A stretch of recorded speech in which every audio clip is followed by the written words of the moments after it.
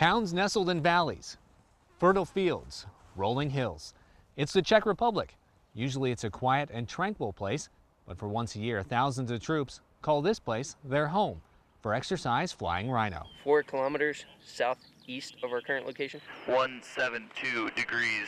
How copy AO update so far? Joint Terminal Attack Controllers and forward air controllers from Italy, Germany, the United Kingdom, U.S., and 6 other nations are spending their days honing communication skills. Degrees plus minus 10.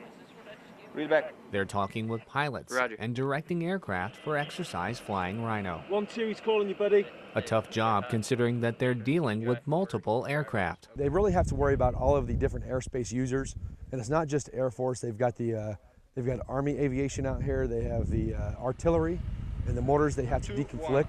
They have the UAS aircraft that they have to make sure that they are keeping at different altitudes. And gonna go ahead and pass you off to Cougar 1-5 at this time. Another hurdle is that JTACs and FACs are also trying to conquer the language barrier.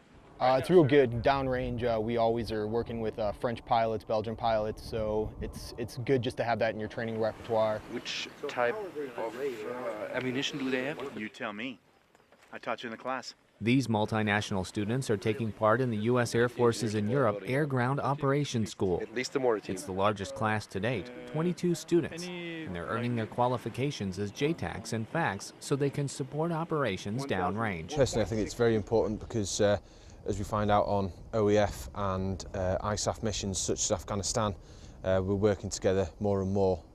So it's good to have that integration from an early stage. If you see the target area. That teamwork in the field and sharing of knowledge has instructors and students excited about the opportunity to train together. I think it's fantastic that they get an opportunity to work with JTACs and FACs from other nations, because it's an opportunity for them to see how different countries do the same job that we do. He did say that, but I think he's A job that requires a lot of dedication and training. So think about taking your rifle, pointing at a target, pulling the trigger, right? Same idea. And that's why the 3-week course includes classroom instruction. You hit one of those things, it goes off, okay? Students learn about the ins and outs of working with Army Joint Fires Observers. They have a crash course on munitions and much more. So now when I pull the trigger, hand right in here.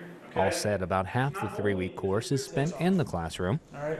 Now, like I probably said in the class when I taught the first time, he probably wasn't feeling very good, but he still walked away. Instructors from the AGOS spend a lot of time hashing out possible problem areas and just talking with the students, strengthening their skill sets so they can graduate the course as skilled JTACs and FACs. But that's just the beginning.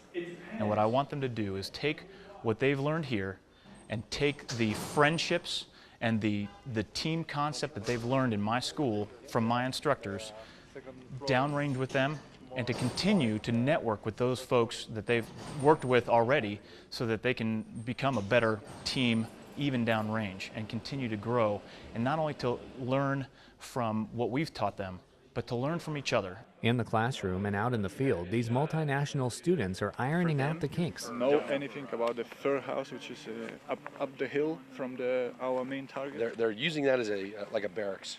Roger that. That's where they're just kind of hanging out. Honing communication skills. 2 mics, which is having comms issue. And sharing knowledge with each other. And everyone is reaping the benefits. It's an eye-opener for these guys because we teach them the way that we learn in the Air Ground Operations School. But the international students that are coming in are bringing a whole different skill set into the game. And our young 1 Charlie 4s, it's an eye-opening experience for them.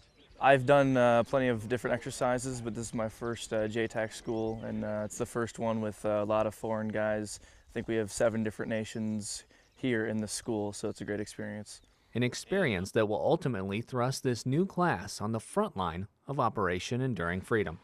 Staff Sergeant Trevor Pedro. Hey, Firm, and also Snesny, Czech Republic. understand you were carrying a 250-pound bomb, is that correct?